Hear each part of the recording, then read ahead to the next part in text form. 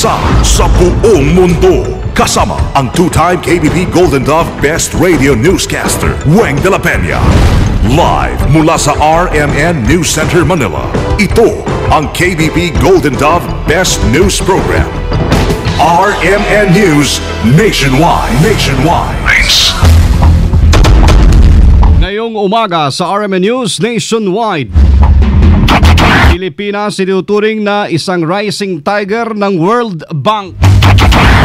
Anti-cybercrime law muling hinarang ng Korte Suprema. Mga pulis at sundalong sangkot sa Timonan, Quezon incident pinakasuhan ng murder. Publiko hinimok ng kontradaya na wag nang iboto mga kandidatong mula sa itinuturing na political dynasty. Hanap buhay na ng mga walanghiyang tao ang ating Kongreso. Yan ang katotohanan yan. Balitang pangkalakalan, milyong pondo inilaan para makilala ang mga indigenous tropical fruits ng Palawan. Sa ibayong dagat sa Kuwait, 3 dating miyembro ng parliament hinatulang makulong dahil sa panlalait.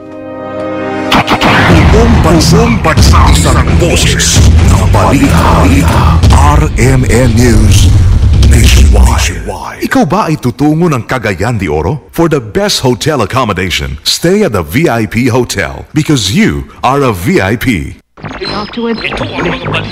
Sa Pilipinas, maraming radyo pero iisang network lamang ang may pinakamaraming numero 1.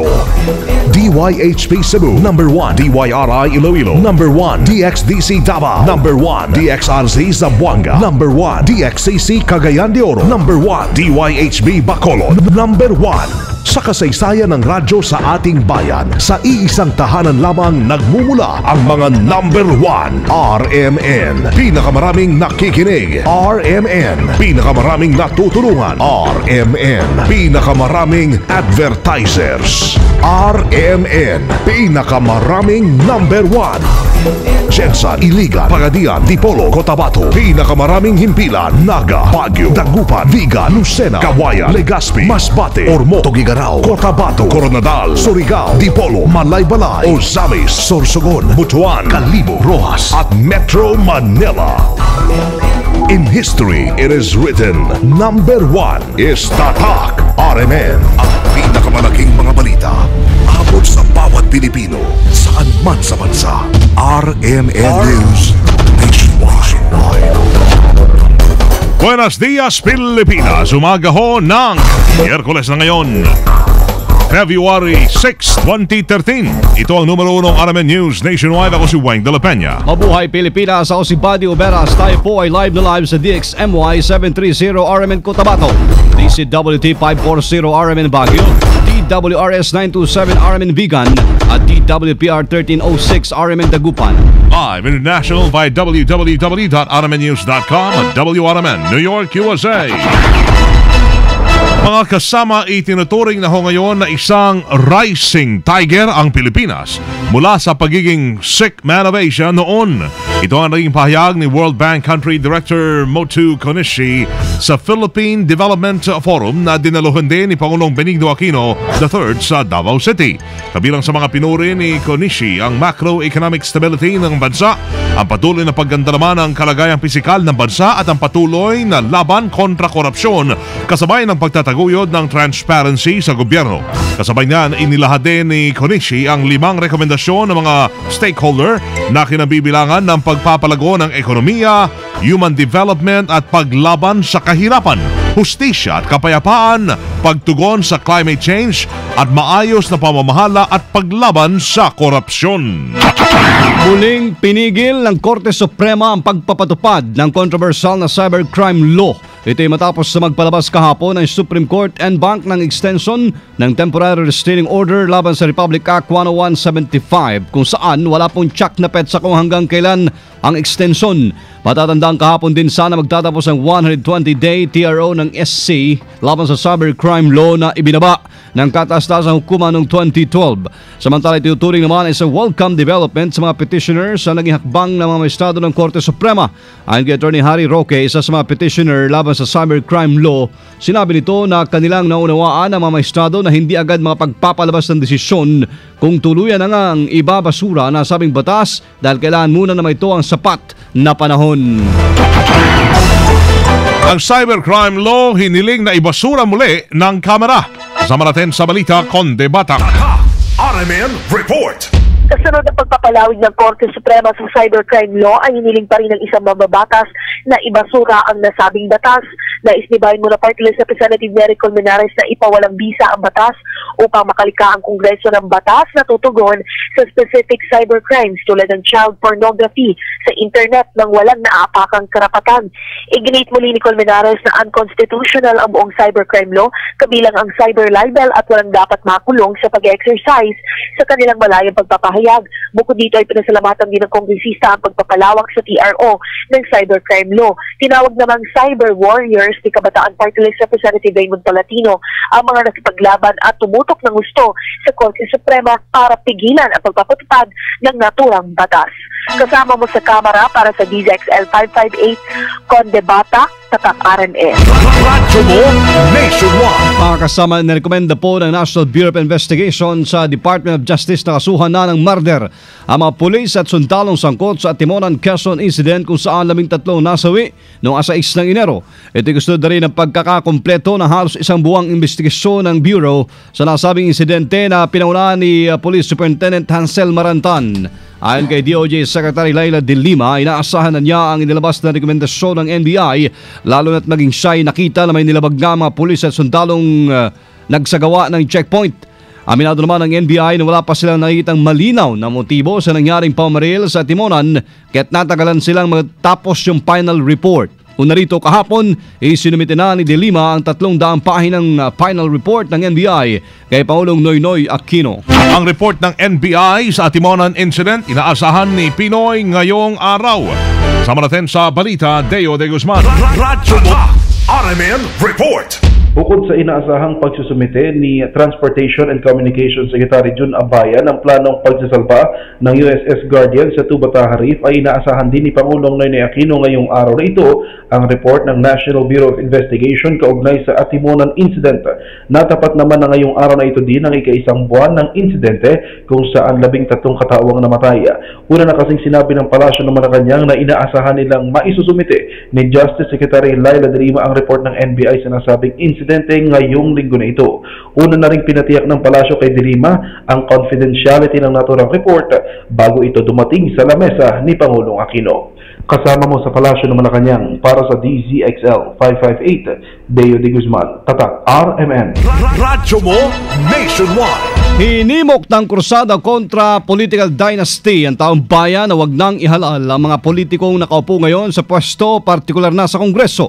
Akbang ng grupo ay kasunod na rin ang pagbasura ng Supreme Court en banc sa petisyon ni Attorney Ricardo Penson noong 28 ng Enero na nagigiit na dapat ipinagbabawal ang political dynasty sa ilalim po ng Section 26, Article 2 ng 1987 Constitution. Ayon sa atas-tasang hukuman, bigo ang petitioner na patunayang karapat-dapat ang pagpapalabas ng writ of mandamus. Sa interview ng RMN kay Penson, lead convener ng Crusada Contra Dynasty, dapat ay huwag ihalal ng taong bayan yung mga politiko na nakaupo ngayon sa pwesto, lalo na't inupuan ng mga ito ang mga nakahaing House Resolution kontra political dynasty. Ang git pa ni Penson, ginagawa kasing hanap buhay na may ito ang politika kahit hindi may pasapasa ang nasabing resolusyon na noon pang 1808 Congress na kabinbin. Hanap buhay na ng mga walang hiyang tao ang ating Kongreso. Yan ang katotohanan niyan. At ang malungkot sa lahat, ito ang mga hinalal. Sinasabi nilang hinalal natin sila. Sinasabi nilang silang represent mga tao. Ngunit yung provision na yon na pinasa ng ating mga taong bayan ng buong Pinas sa isang plebisito, hindi nila mapaggagampanan na ituloy sapagkat mawawala ang kanilang hanap buhay. Bagamat nalulungkot sa desisyon ng SC, hindi naman nawawala ng pag-asa ang krusada kontra political dynasty kung saan isa sa gagawin ng hakbang ay ang People's Initiative. Malabo pang maibalik sa bansa ang founder ng Aman Futures na si Manuel Amolillo. Ayon kay Philippine Ambassador to Malaysia Ed Malaya, 2 taon kasing makukulong sa Malaysia si Amolillo na kilalang Muhammad Kamal Saad matapos itong umaming guilty sa salang pagmamayari ng Peking Philippine Passport. Nabatid na nahulihan si Amolillo ng Peking Philippine Passport nang papalis ito ng Kota Kinabalu International Airport noong Enero 25. Pabalik na sana ng Pilipinas para harapin ang mga kasong isinampa laban dito, ngunit hinarang ng Malaysian Police. Ayon naman kay Sabah Police Commissioner Datuk Hamzah Taib, kailangan munang masunod ang mga proper procedure sa ilalim ng ASEAN Mutual Assistance in Criminal Matters Act of 2001 bago tuluyang maibalik sa Pilipinas si Amolillo. Naharap si Amolillo sa patong-patong na kaso sa Pilipinas dahil sa pyramiding scam na tumangay ng tinatayang 2 o 12 bilyong piso sa libo-libong biktima.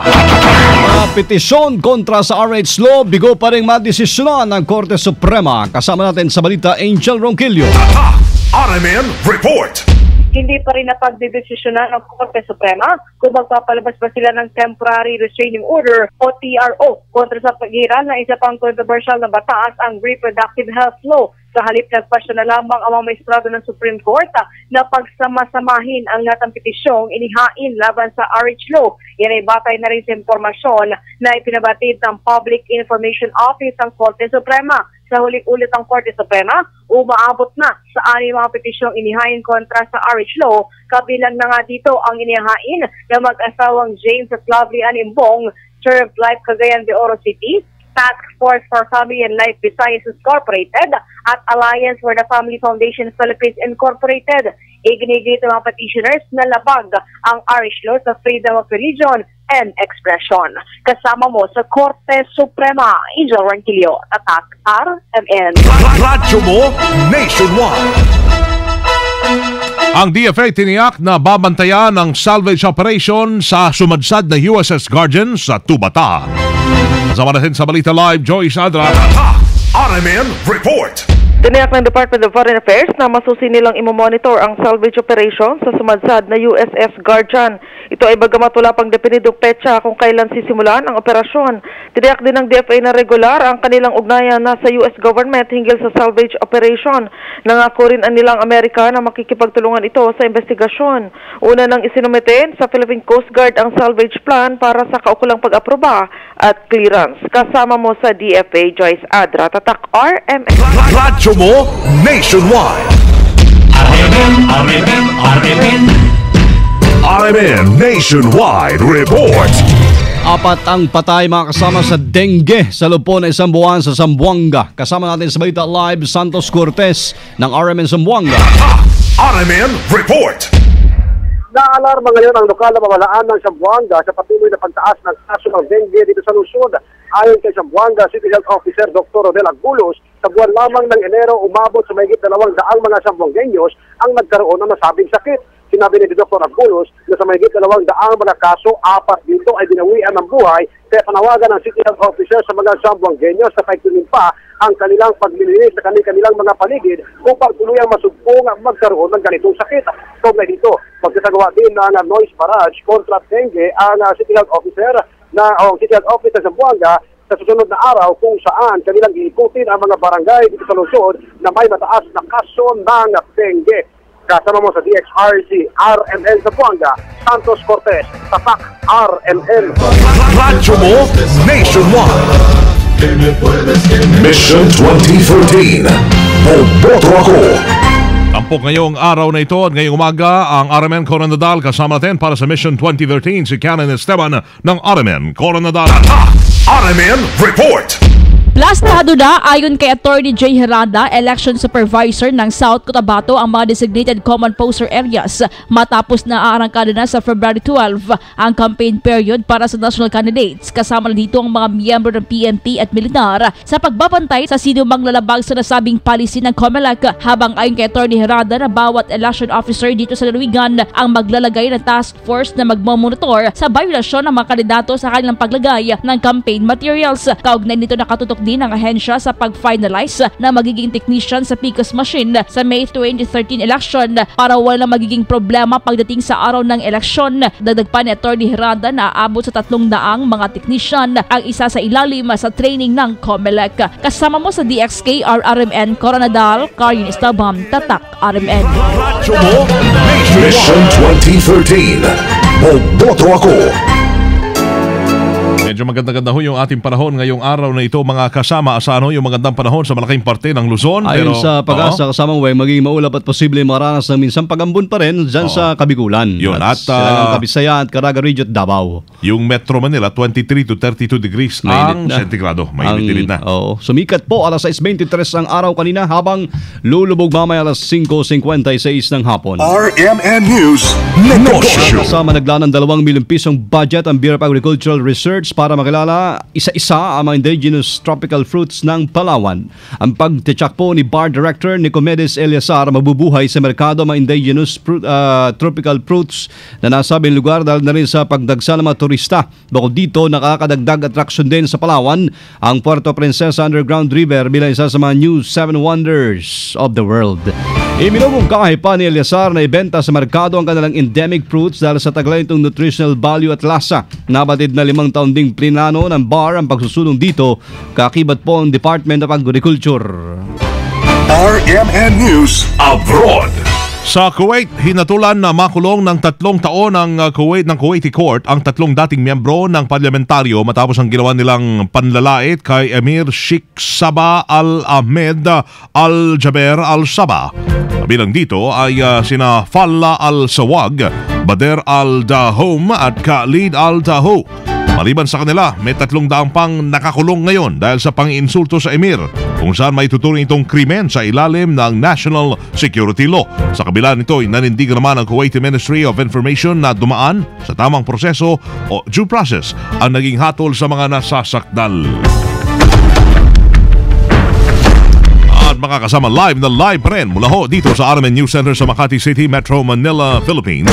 Inyo pong narinig ang numero 1 RMN News Nationwide ngayong Miyerkules, February 6 na ho tayo, 2013. Sa mga taga-Butuan, susunod po dyan si kasamang Jerry Campos at Sasi Babar sa RMN News Diretso Balitang Butuan sa DXBC 693.